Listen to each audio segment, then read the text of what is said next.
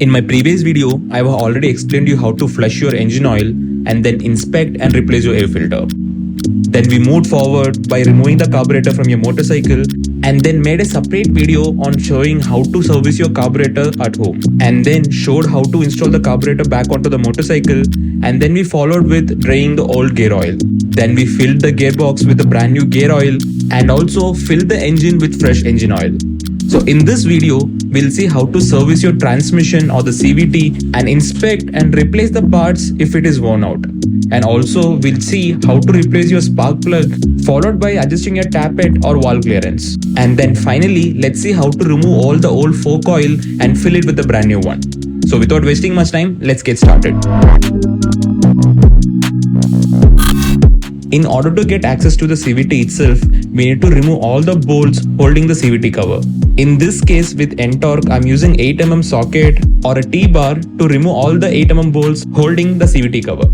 If you haven't opened your CVT cover for a long time, chances are that it might get seized up. Use a plastic or a rubber hammer to tap and open the CVT cover, and if you don't have one, use a piece of cloth and then gently tap on the cloth itself. Once everything is free to move, you can gently remove the cover as shown in the video. Now in order to hold the clutch well, you need a special tool like this one in this case. This special tool helps in holding the clutch well in place while we remove the bolt. Make sure that you always use a socket or a ring spanner instead of an open-end spanner here. Once the bolt from the clutch well is out, don't remove the clutch well yet, as we need to place the special tool on the clutch well while we remove the variator bolt. Now using the special tool to hold the variator in place, remove the variator bolt as shown. Take out the top variator fan along with the washer and the kickstart gear. Now you can remove the clutch well out, followed by removing the entire clutch assembly along with the belt. Now finally, you can remove the bottom variator assembly along with its collar. Once the variator assembly is out, let's start removing its collar first. Inspect for any deep grooves or scratches. If you find any, consider replacing this collar. Now let's take a look at the behind part of the variator assembly. Take out the slider plate along with the slider bush and you can see a glance on the rollers itself. Usually if you have run your scooters for a longer period of time, you can see the sign of wear and tear on these rollers. If your rollers are in pretty good condition, you can consider reusing it anyways. However, expecting it to be worn out, I have already purchased a new set, so I'll be replacing it anyways. After removing all the rollers, inspect this hub lining for major wear and tear. If you find a deeper grooves or cracks, you need to consider replacing this unit itself. So using a brush, clean the entire unit down as shown in the video. Use a clean piece of cloth to wipe the entire unit down to make it in a pristine clean condition. Now let's remove the dampers from the slider plate itself. Repeat the same process of cleaning for this plate too.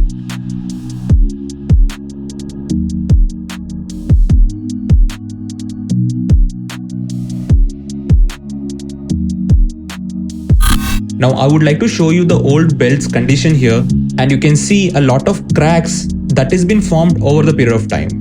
These cracks can get enlarged during your ride and cause a belt cut, which sometimes can lead to a catastrophic failure on your motorcycle's ride. So it is ideal to inspect your belt's condition on every alternative service in order to prevent any chaos that could happen on your transmission and also to keep your ride safe. Now this is a set of new dampers that I purchased from TVS, and usually this is that one part which is most ignored by most mechanics during servicing the CVT transmission. You can pause this video and check out its part number and the costing. And opening the packet, you get a set of 3 dampers which we need to replace on the backing plate itself. The new set of dampers are pretty tight in this case, as you can see, and that is exactly what we want with these dampers itself.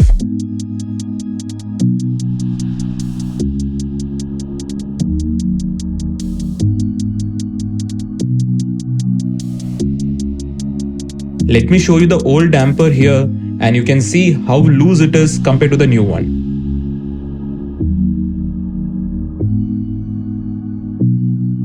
Now after installing the dampers, let's move on to installing the rollers. This is a set of new rollers that I purchased from TVS, and again you can check out the part number and the costing here. After taking all the 6 rollers out, install this one by one inside the variator assembly as shown.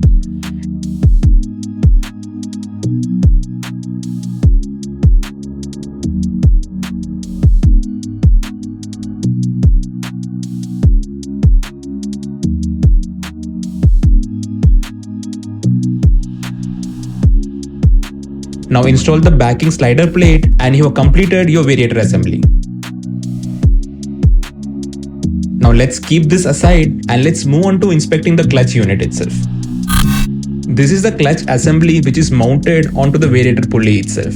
You can see the amount of rust on the springs behind, and also you can see a significant wear and tear on the clutch assembly itself, which has developed over the course of 5 years. Now I am going to replace this clutch assembly. In order to do that, you need to remove this 132mm bolt. I'll show you how to do it in a moment. This is a magnet puller which I'm using to hold this clutch unit. If you can get a hang of using vice grips, you can use that too for this purpose. You need not necessarily replace your clutch assembly if you haven't run your motorcycle for a longer period of time or if it doesn't have any major wear and tear. Now after tightening the magnet puller onto the clutch assembly like as shown, I'm using an adjustable pipe wrench here to remove the nut as shown in the video.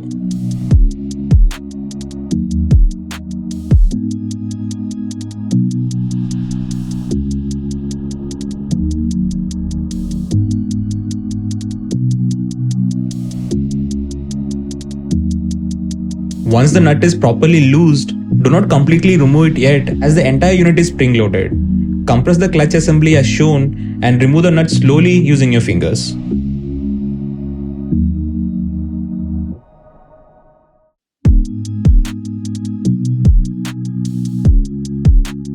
Now the clutch assembly is free to move out.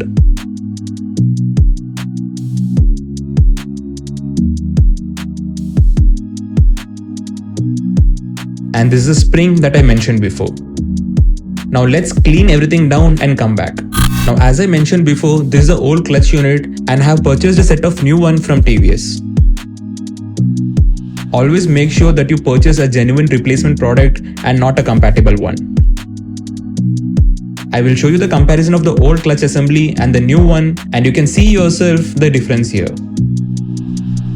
The old one is rusty and also doesn't have much clutch material left in the older one. Now let's get to the assembly part. Install the spring as shown, followed by its collar. Now install the new clutch assembly and compress the spring and hold it with one hand. Now with other hand, tighten the nut as shown.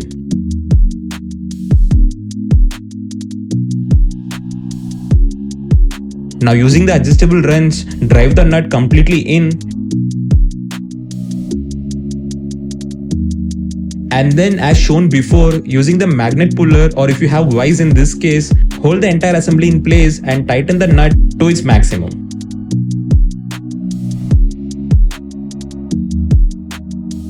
Once everything is done, this is how the brand new clutch assembly looks on a properly clean pulley system. Now once finally confirm this pulley's movement by compressing the spring as shown. If you find any major wear and tear on the spring or the pulley itself, consider replacing those parts. Now before installing everything back, you can see the amount of dirt buildup that is there on the CVT housing itself. I will be cleaning everything off camera and this is how the housing looks after cleaning it thoroughly. Now one final component to address here is the CVT bell itself. Let's clean this one also and come back. This is how the clutch well looks after cleaning it thoroughly, and you can notice this shiny lining that is actually the surface which the clutch holds. If you find any deeper grooves while you run your fingernails over it, you need to consider replacing this clutch well too. Now let's assemble the entire transmission back onto the motorcycle. Clean the crankshaft and apply some grease onto the shaft itself. Now make sure you don't touch your variator with a greasy hand. After wiping off the grease from your hands, install the variator assembly along with the spacer to the crankshaft as shown in the video. Now apply some grease onto the bearings of the pulley system.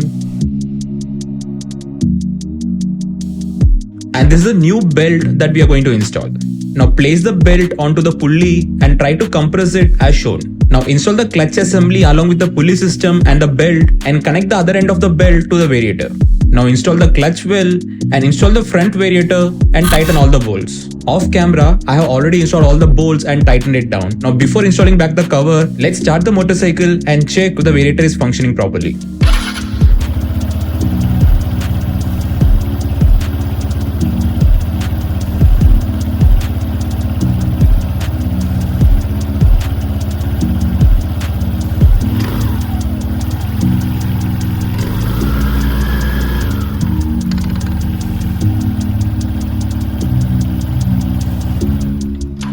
everything is working perfectly. So now let's move on to installing the cover. At this state, if you have any issues with your kickstart, it is the right time to fix it. I have already covered this topic in another video. I'll leave the link in the iCard above. Install the cover back and tighten all the 8mm bolts that you removed before, making sure that you tighten all the bolts in a crisscross pattern.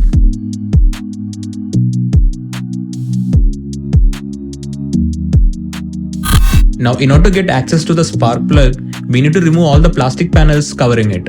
Remove all the 4 screws holding this black plastic panel as shown. After removing, gently pull and remove the plastic panel out of the motorcycle. Now, in order to remove this grey panel, we need to remove these 2 Allen bolts.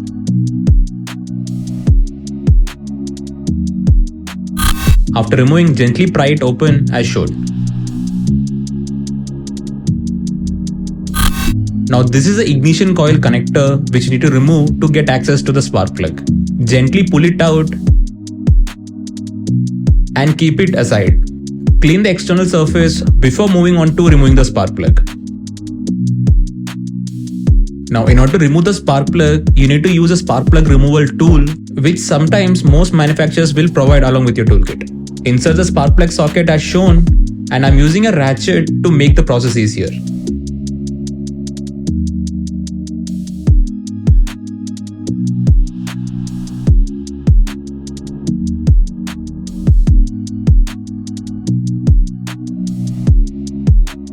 This is the old spark plug. If your spark plug is in this condition, you can consider cleaning it and then reusing it. But anyhow, spark plug is pretty cheap and you can get it around 400 rupees. So I bought a genuine spark plug from TVS itself, and this one is made by Bosch compared to the stock spark plug which is from Champion. Always cross check the length of the thread of spark plug before you install it on your bike. Now let's install this new spark plug onto the motorcycle. Installation is opposite of removal. Just use the spark plug socket and install the spark plug gently and hand tighten it as much as possible. Once it is hand tightened completely, snug fit using the ratchet or a ring spanner. After installing the spark plug, clean the connector socket using WD-40.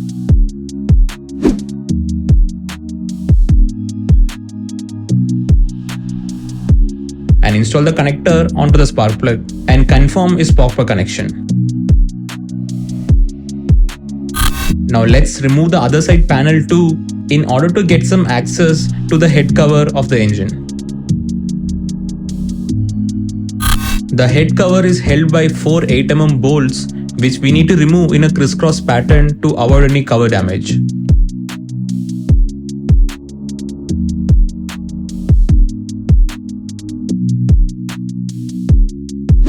There is also a breather pipe which is connected to the head cover which we need to remove before removing the head cover completely. Once the head cover is completely removed, inspect its oil seal for any damages. If you find any damage, consider replacing it to avoid any oil leakage.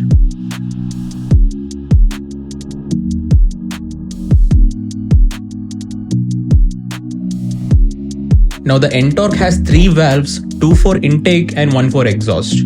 You need to adjust these 3 valves for tappet. I have already covered a video on how to adjust your tappet, and I'll leave the link for the same in the iCard above. In this case for Ntorq, the inlet valve should be 0.04 mm and the exhaust valve should be 0.06 mm. So I'll be adjusting it off camera, and as I said, you can check out the link above for the adjustment process. So after making all the adjustments, install back the head cover and all the plastic panels that you removed before.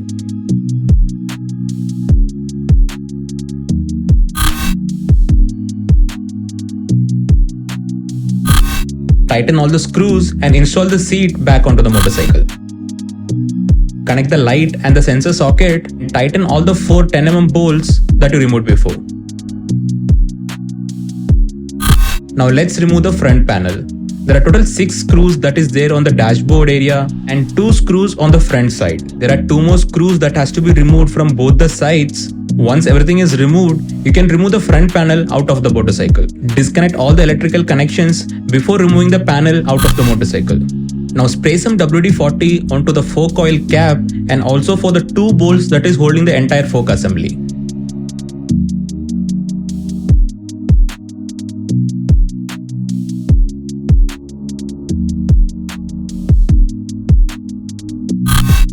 Using a 27 mm ring spanner, loosen the fork cap as shown.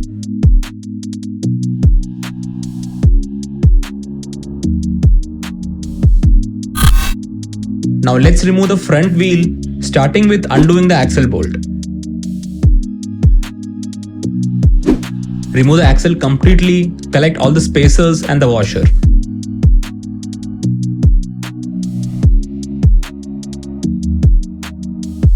Now let's remove the front wheel out and move on to removing all the 3 bolts holding the caliper and the hose.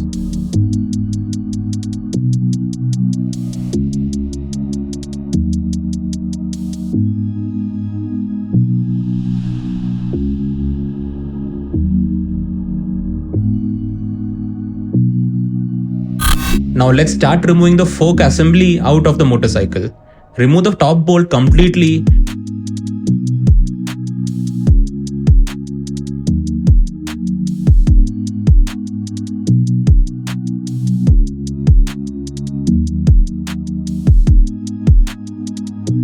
Once the top bolt is completely removed, just slightly loosen the bottom bolt, which allows you to remove the fork from the T-stem. Once the fork is out of the scooter, clean the surface completely in order to avoid any contamination while we remove the fork cap. Once everything is thoroughly clean, start removing the fork cap using the 27 ring spanner that you use to remove the top cap. The top cap is spring loaded, so make sure you remove it carefully. Once the cap is removed, inspect its O-ring for any damages, and if you find any damage, consider replacing the O-ring. Now let's remove the fork spring out. Make sure that you note its orientation. Now let's drain all the old oil, and you can see the condition of the oil in this case.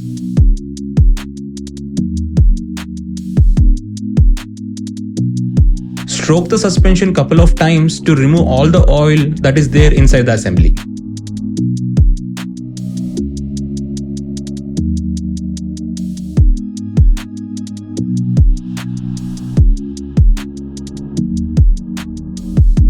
While one fork is draining, repeat the same process for the other fork too.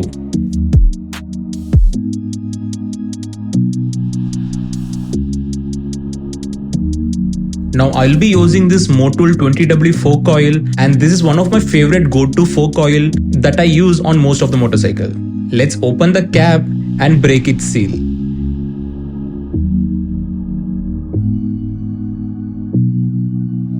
We will be requiring 80 ml of fork oil on each forks. However, I'll be pouring in 90 ml here, as some oil will be left in the container itself while we pour the oil into the fork assembly.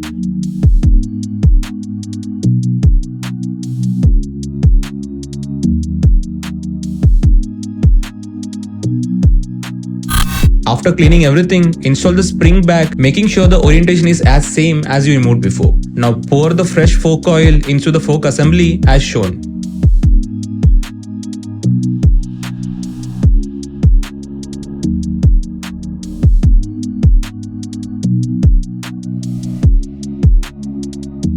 Stroke the fork assembly couple of times and hand tighten the fork cap as shown.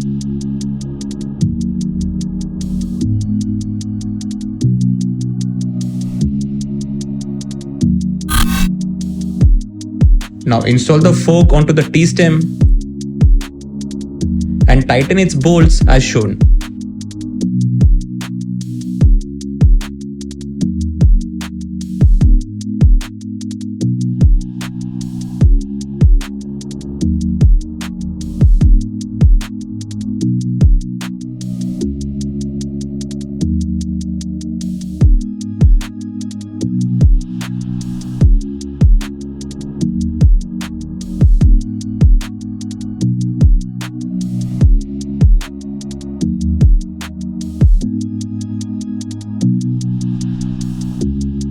Repeat the same process for the other fork too and tighten the bolt completely.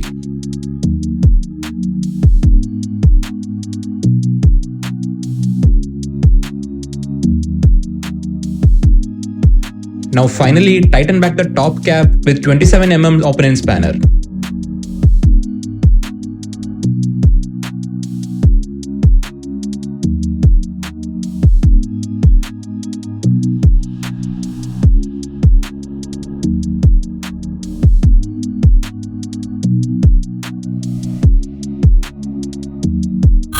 Now install back the caliper hose bolt back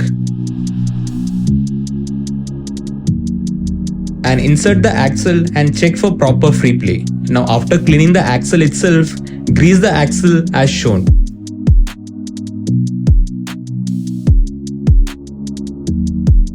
Now install back the wheel and the spacers and tighten the axle nut from other side.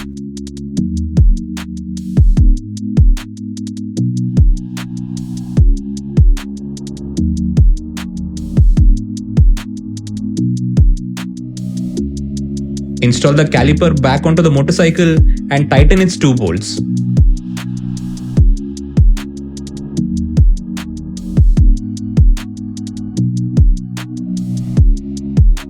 By this, the major service of Ntorq is almost completed, and there is one last step, that is washing the motorcycle and polishing it. I have used some restoration products also, which I'll be covering in upcoming videos, so stay tuned. And if you like this video, do consider subscribing to Archeonics and follow me on Instagram for more such interesting content.